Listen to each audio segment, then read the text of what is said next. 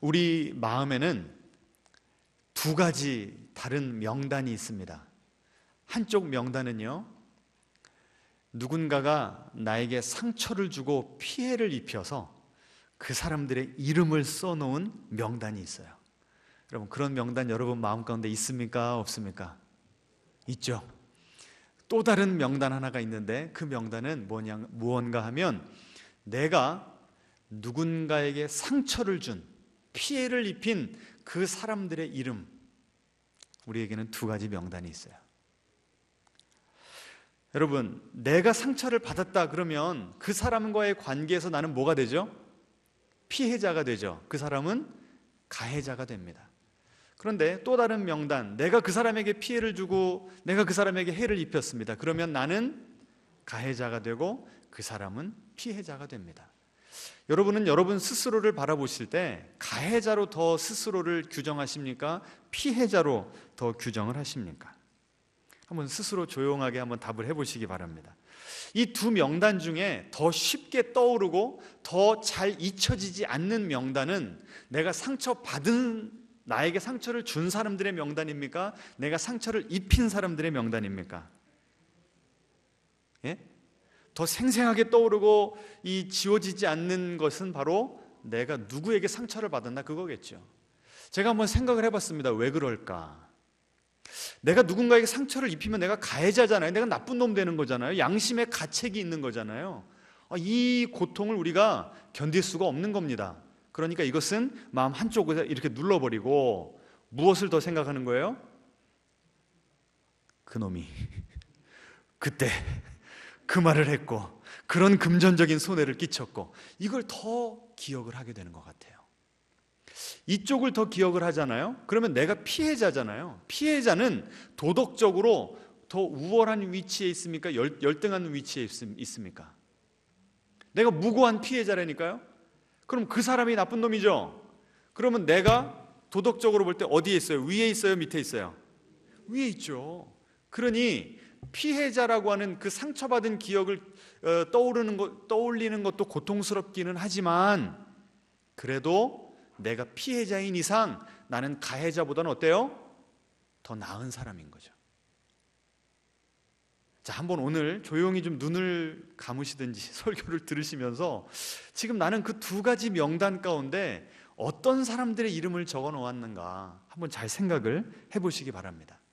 지금 우리는 계속해서 이 12단계 쭉 단계를 밟아가는 시리즈를 진행하고 있는데요, 그 책 제가 소개시켜드린 삶을 바로잡을 용기라고 하는 책에 그 존 오트버그 목사님이 오늘 이 두 가지 명단, 내가 가해자인가 내가 피해자인가 라고 하는 그 두 가지 명단을 가지고 살아가는 대표적인 그 성경 인물 한 사람을 소개를 합니다. 누군가 하면 삭개오예요. 삭개오. 저는 지금까지 삭개오를 이런 관점에서 본 적이 없어서 상당히 새로웠습니다. 보세요, 보통 이 마을 사람들과 삭개오의 관계를 보는데 우리가 일반적으로 생각하기에 삭개오의 직업이 뭐였죠? 세리잖아요. 세리는 뭐 하는 사람이었습니까? 로마의 앞잡이가 되어서 동족의 세금을 주어진 것보다, 할당된 것보다 더 많이 뜯어내서 내 배를 채우는 나쁜 사람들이잖아요. 그러니 마을 사람들이 바라볼 때 삭개오는 가해자입니까? 피해자입니까? 가해자죠. 그런데 오늘 제가 처음 이 존 오트버그 목사님의 책을 읽으면서 깨닫게 되는 것이, 그러면 삭개오는 왜 그런 가해자가 되었을까? 모든 행동에는 그럴 만한 뭐가 있어요? 이유가 있죠. 그러면 삭개오는 왜 이런 악역을 자처해서 맡게 되었을까요? 성경 자체에 힌트가 나와 있습니다. 이 삭개오의 그 신체적인 특징 하나가 있습니다. 뭐죠? 키가 작아요. 그런데 우리는 지금까지는 키가 작아서 예수님 보려고 어디 올라갔다? 뽕나무 올라갔다 거기까지만 생각을 했지, 이번에 지금 책을 읽고 제가 저 논문들을 좀 보니까요, 그 삭개오가 키가 작았다는 표현은 병적인 외소증이 있었다라고 하는 의미랍니다. 그러니까 왜 우리 그 요새 하는 말 가운데 여자들은 어떻게 된 거를 못 참아요? 우리 남자들이? 민주적으로 생긴 걸 못 참죠. 근데 여자들은 남자들의 뭘 못 참아요? 키 작은 거를 못 참는다고 그러잖아요. 이런 말 처음 들어보세요? 그런데 그 정도 작은 게 아니고 병적으로 작았다는 얘기는 뭘까요? 그런 장애가 있었다는 얘기죠. 그래서 그 당시에 그런 키가 작은 장애가 있으면요, 취직도 안 되고, 그리고 다른 사람들의 멸시와 경멸, 이 놀림의 대상이었다는 겁니다. 그러니 그 당시에는 이 사람들이 다 한 곳에 모여서 거기서 태어나서 거기서 평생 살다가 죽는, 별로 이렇게 사람들이 이동을 안 하는 사회였잖아요. 그러니까 우리는 뭘 상상해 볼 수 있냐면, 삭개오가 어렸을 때부터 키가 안 크는 겁니다. 병적으로 안 크는 거예요.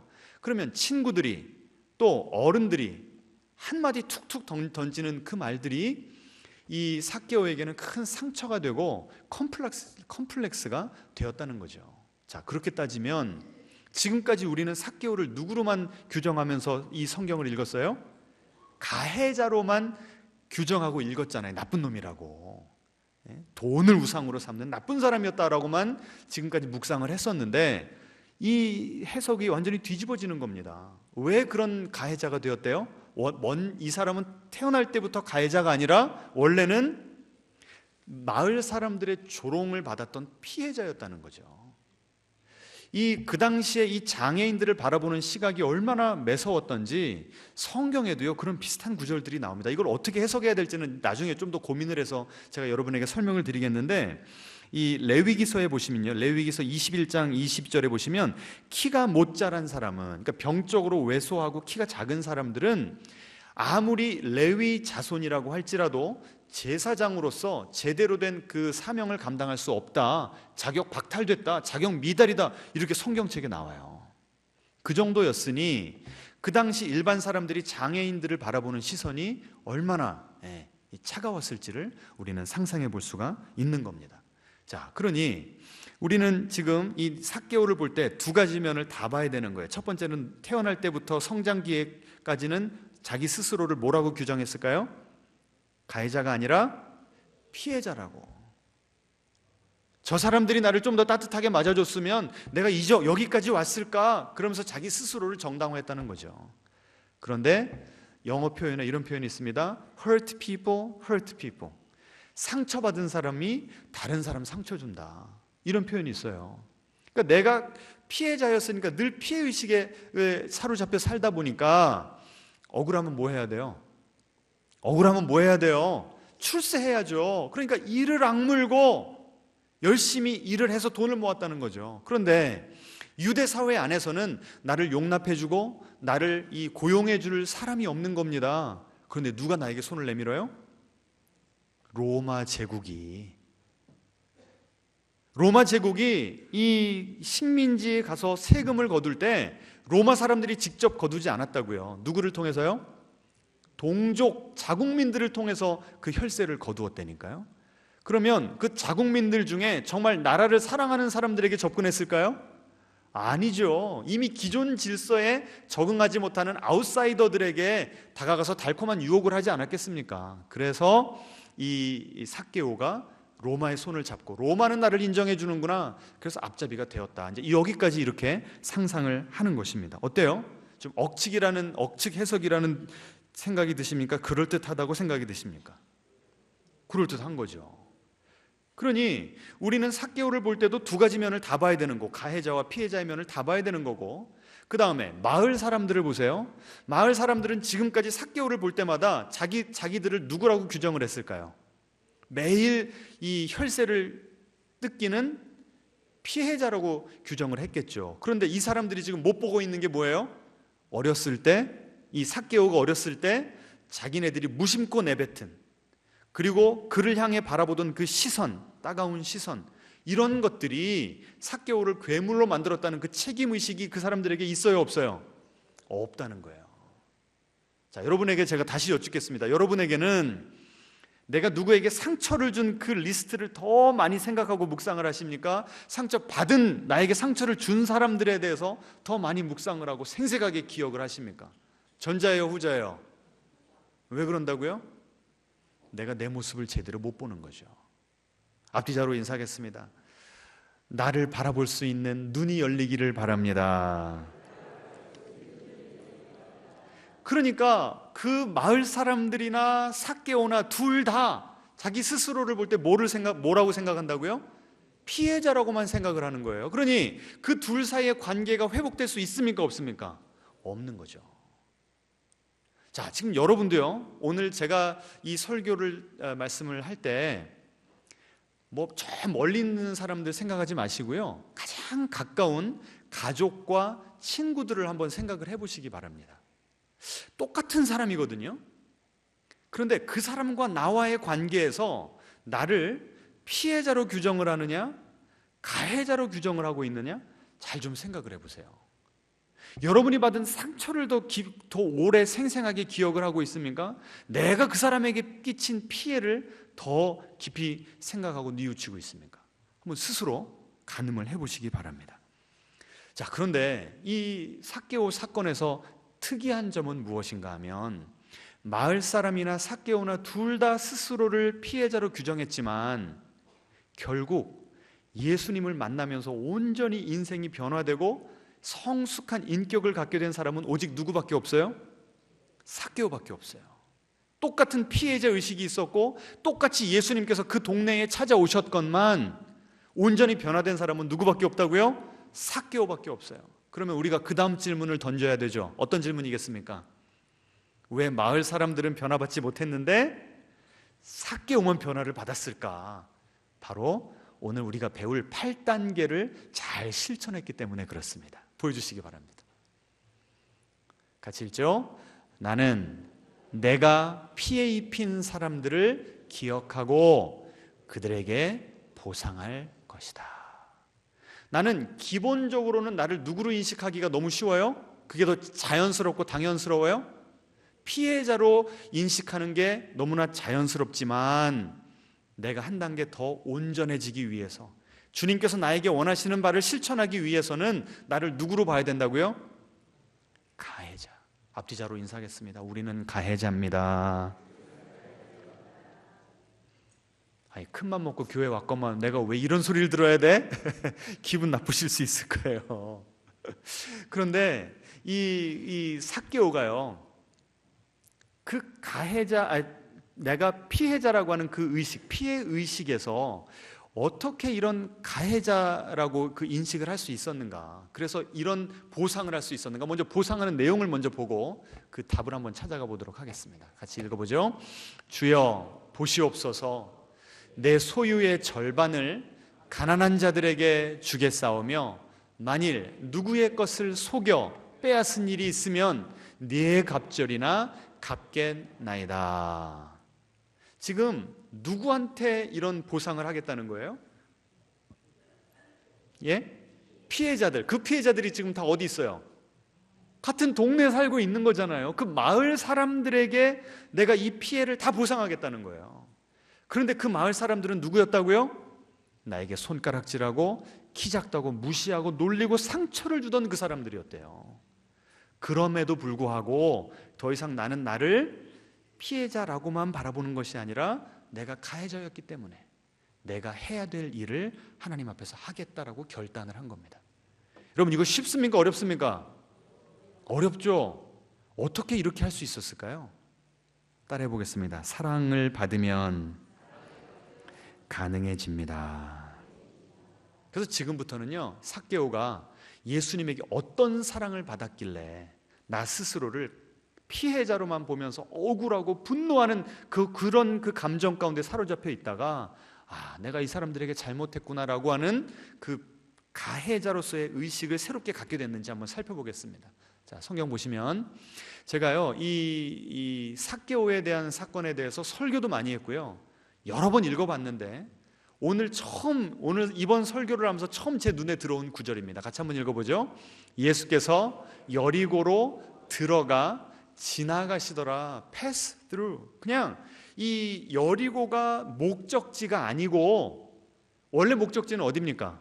지금 예수님이 어디를 향해 걸어가고 계세요? 인류의 구원을 완성하시기 위해서 예루살렘으로 걸어가시는 가운데 잠시 들른 지역이라는 거예요. 지나가시고 거기에 머무시려는 의도와 계획과 작정이 없으셨다는 겁니다.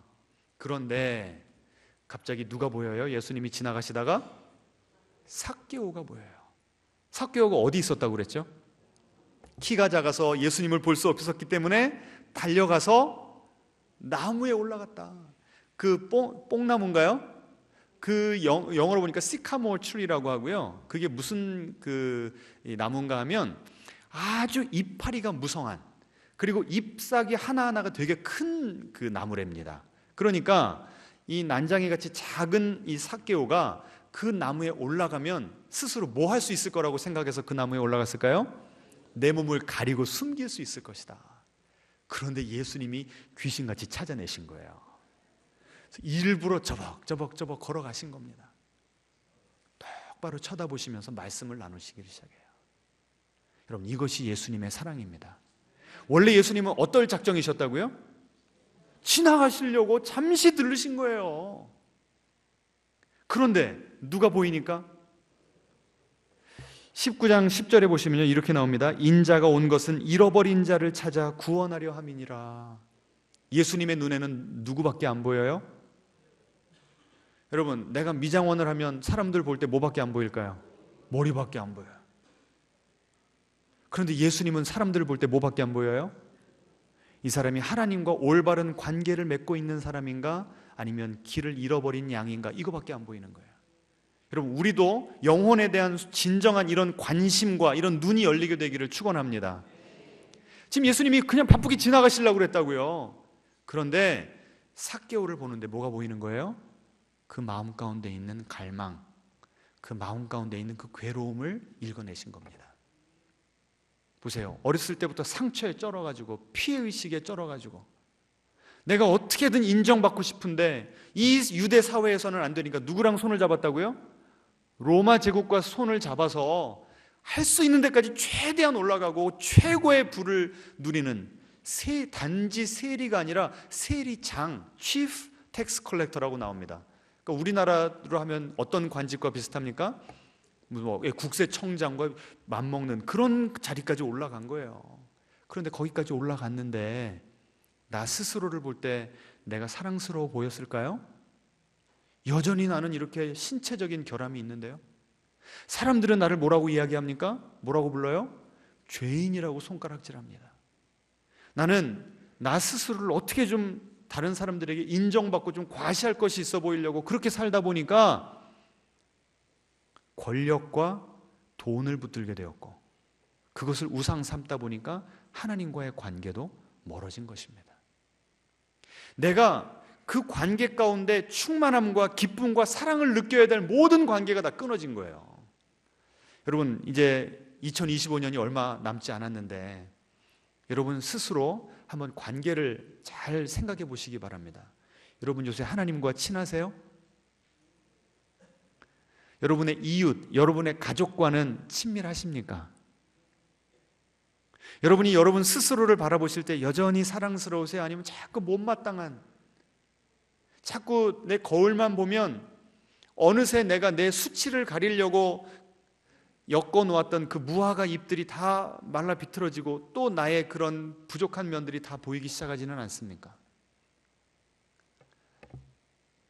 지금 이 삭개오가요, 나는 길 잃어버린 사람입니다, 이걸 지금 나무에 올라가서 숨으면서 자기를 숨기지만 예수님 앞에 나 좀 알아주세요라고 드러내놓고 있는 거예요.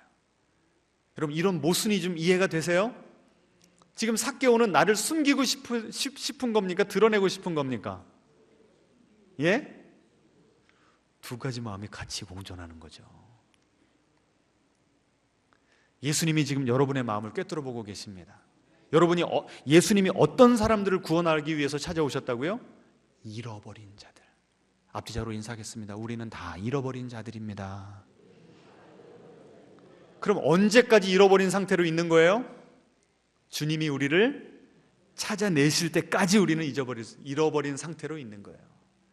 주님이 오늘 이 봉신재단에 찾아오셨습니다.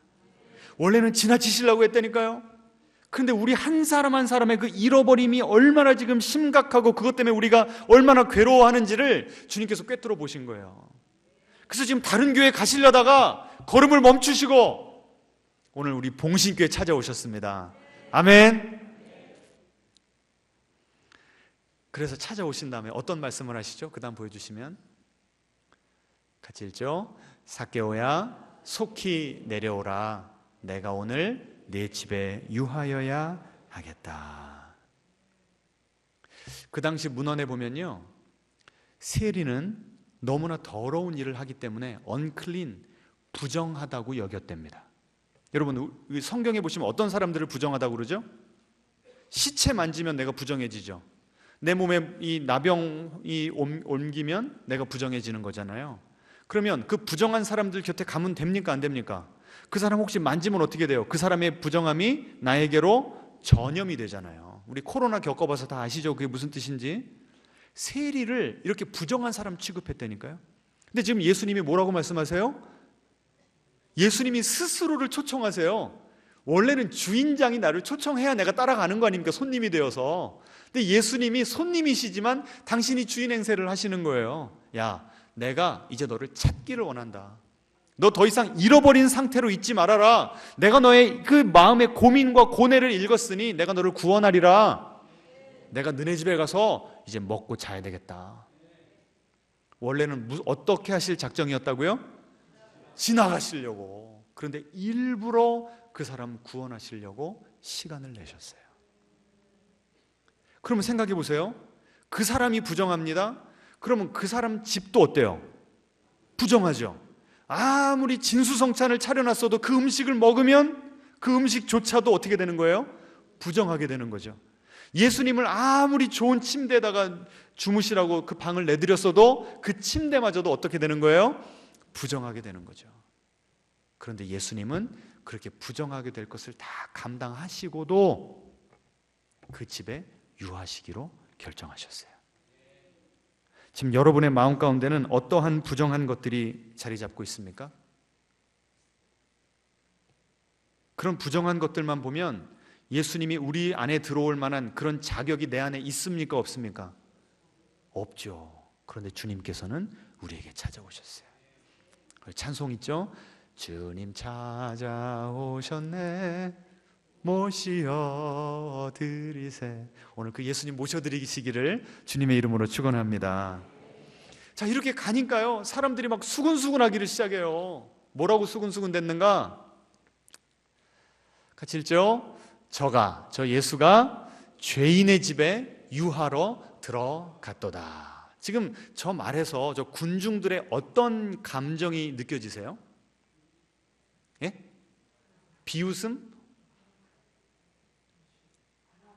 완악함? 예. 아유, 너무 또 깊게 읽네. 자, 보세요. 이 예수님이 여리고 외곽 지역을 가신 것이 아니라 여리고 한복판을 뚫고 가신 거예요. 패스 트루니까. 영어 뉘앙스로 하면. 그러면 예수님이 지금 우리 동네에 들어오셨대요. 그럼 그 당시에 그 고대 근동에서는요, 환대의 문화가 있어요. 손대접의 문화가 있었다고요. 그럼 예수님이 우리 집에 오시면 손해입니까? 이득입니까? 어떻게든 우리 집에 좀 오셨으면 좋겠는 거죠. 그런데 예수님이 다 뿌리치신 거예요. 야, 나는 이제 지나갈 거야. 나 예루살렘 가야 돼. 그런데 갑자기 말을 바꾸셔서 한 집을 선택하셨는데 그 집이 누구의 집이라고요? 세리, 죄인의 집인 거예요. 이거는 용납할 수가 없는 거죠. 왜 용납할 수 없어요? 죄인의 집에 가는 것도 신학적으로도 용납이 안 되지만 그 사람의 집에 가느라고 누구네 집에는 못 와요? 내 집에는 못 오죠. 얼마나 더 억울합니까?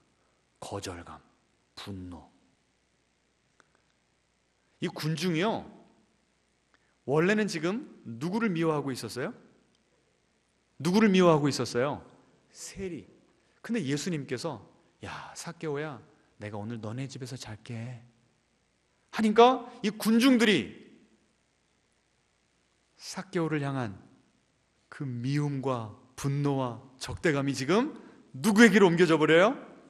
네, 그래서 어떤 학자가 이렇게 써놨습니다. 지금 예수님은 군중에 삭개오를 향해 있던 적개심을 예수님 스스로에게로 돌리고 있다. 저는 이렇게 생각을 못 해봤거든요. 한번 잘 생각해 보세요. 지금 삭개오가 나무에 지금 매달려 있잖아요. 지금 나무를 타가지고 올라가서. 그러면 원래는 누구만 만나고 싶었어요? 저를 보여주시라니까. 예수님 혼자만 만나고 싶었을 거 아니에요. 1대1로. 그런데 예수님이 가니까 누구도 많은 군중들이 따라온 거예요. 큰일 났습니다. 들켜버렸어요. 여러분, 이 국세청에 가면 국세청장이 뭐예요? 갑이죠. 그렇죠? 이 이스라엘 백성들이 꼼짝을 못해요. 그런데 지금 어디입니까? 국세청이 아니라 들판 바깥에 나왔잖아요. 그리고 백성과 이 누구예요? 삭개오가 1대1로 만나는 것이 아니라 여러 명이 지금 떼지어 있잖아요. 그러니 평소에 세리에 대해서 어떤 감정이라고요?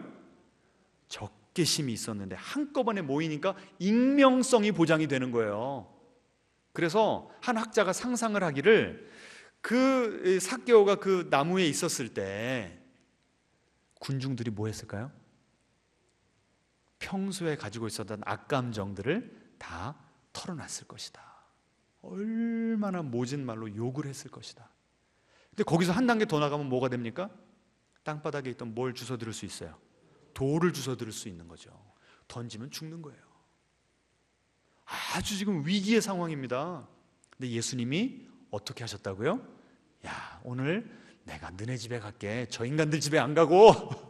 그러니까 이 사람들이 화가 어디로 지금 옮겨졌다고요?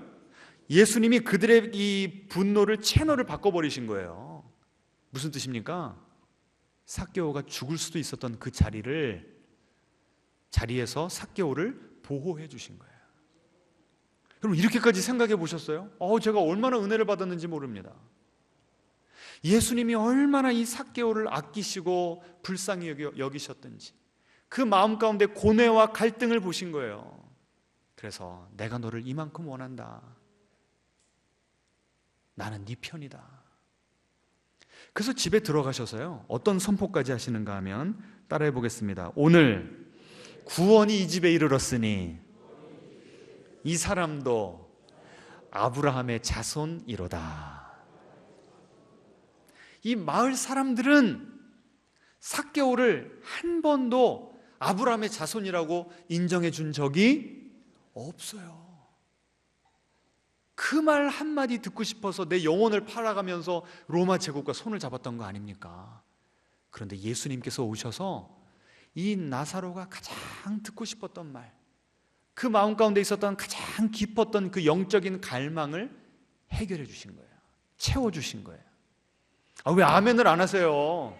지금 여러분 마음 가운데는 어떤 영적인 갈망이 있습니까?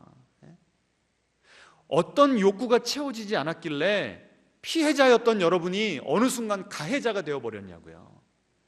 여러분의 그 마음을, 그 인생 여정을 주님께서 다 아십니다. 그래서 우리 예수님께서요, 이 삭개오의 그 마음을 다 알아주시니까 나는 피해자다라고 막 그 피해의식에 쩔어있던 마음이 예수님의 사랑에 사르르 녹아지는 거예요. 분노가 다 녹아져 버렸어요. 그러니까 이제부터는 나를 죽이려고 하고 나를 그렇게 미워하던 그 살기등등한 사람들을 보니까 나는 저 사람들에게 상처받은 피해자다가 아니라 뭐가 보여요? 야, 내가 저 사람들의 그 돈을 뜯어가지고 얼마나 저 사람들의 생활이 비참해졌는가 미안해지기를 시작하는 거예요. 뉘우치게 되는 거예요. 회개하게 되는 거예요. 그러면 삭개오가 아유 내가 잘못했네, 예수님 용서해 주세요 하고 끝났을까요? 아까 뭐 했다고 그랬어요? 8단계가 뭐 하는 단계라고요? 내가 피해 입힌 사람한테 찾아가서 뭐를 해야 된다고요? 보상을 해야 되는 단계. 그래서 오늘 제가 설교 그 제목을 회개에 합당한 열매를 맺으라 이렇게 잡았습니다. 앞뒤자로 인사하겠습니다. 회개만 하지 마시고 회개에 합당한 열매를 맺어야 됩니다. 여러분, 회개는 누구한테 하는 거예요? 하나님께 하는 거죠. 하나님, 나 잘못했습니다, 용서해 주세요. 그런데 대부분의 죄는요, 우리가 하나님께 직접 짓는 죄보다는 누구에게? 우리 이웃들에게 짓는 죄가 훨씬 많아요. 그럼 그럴 때는 하나님께는 하나님께대로 죄를 회개를 하고 그 다음에 이웃들에게는 뭐를 해야 된다고요? 그 회개에 합당한 열매를 맺어야 돼요. 보상을 해야 된다는 겁니다. 그래서 이 삭개오가 그런 보상을 했던 거예요.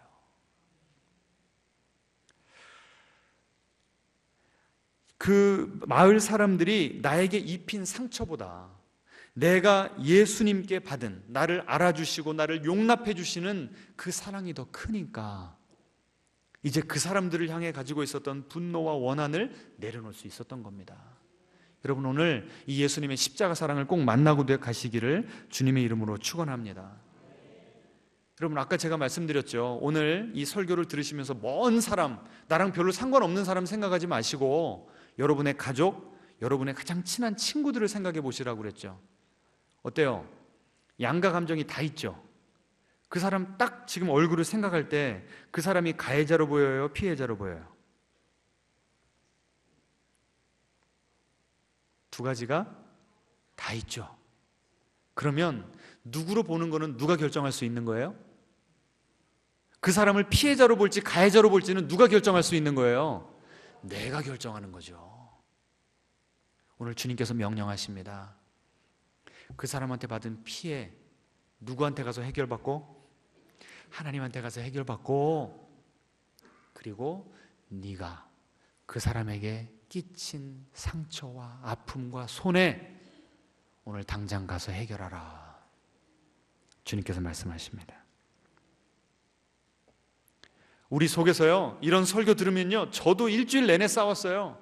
제 속에서 막 어떤 생각이 계속 올라오냐면요, 그 인간은 용서받을 자격이 없어.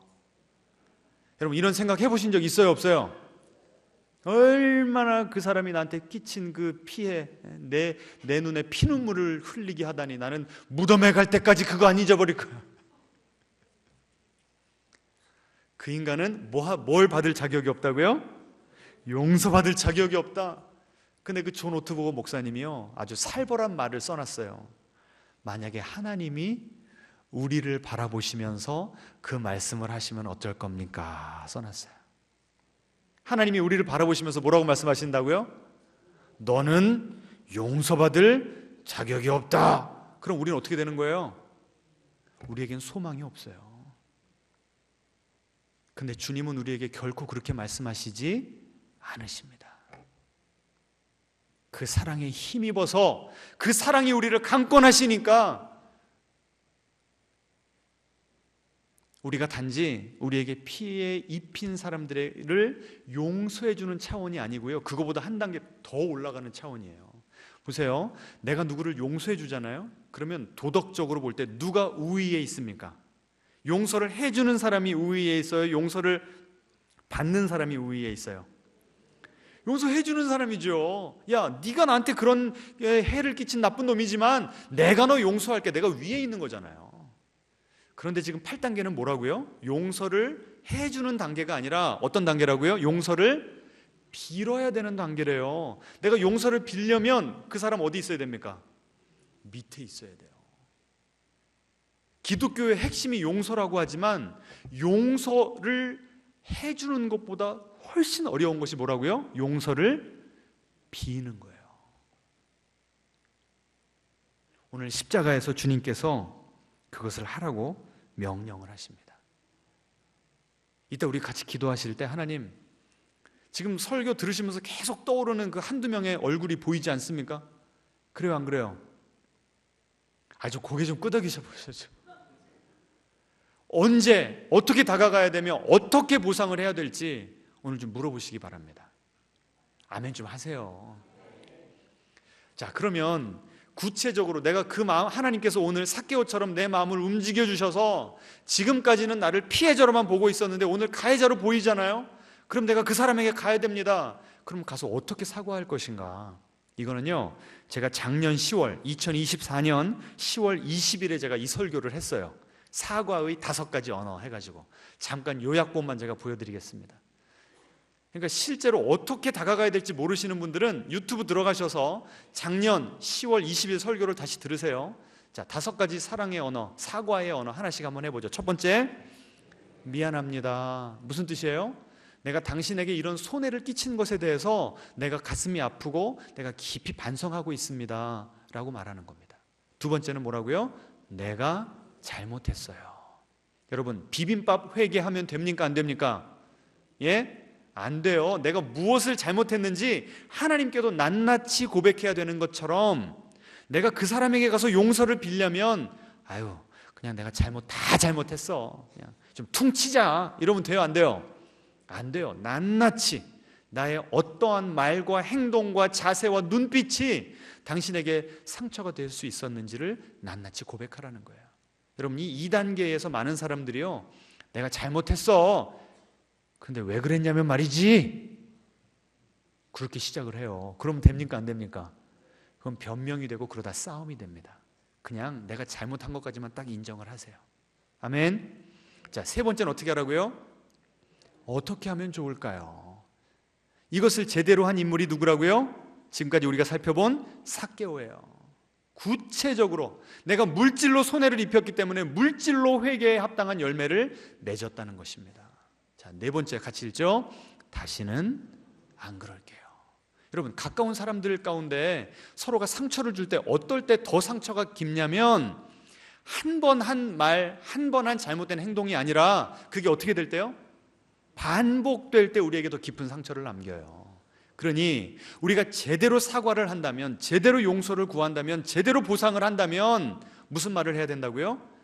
앞으로는 내가 이 과오를 다시 저지르지 않기 위해서, 나도 인간인지라 또 그렇게 상처를 줄 수도 있겠지만 그렇게 하지 않기 위해서 내가 최선을 다하겠습니다, 약속하고 결단하는 요소가 반드시 필요하다는 겁니다.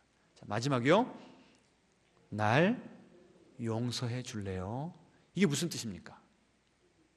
어떤 분들은 그래요.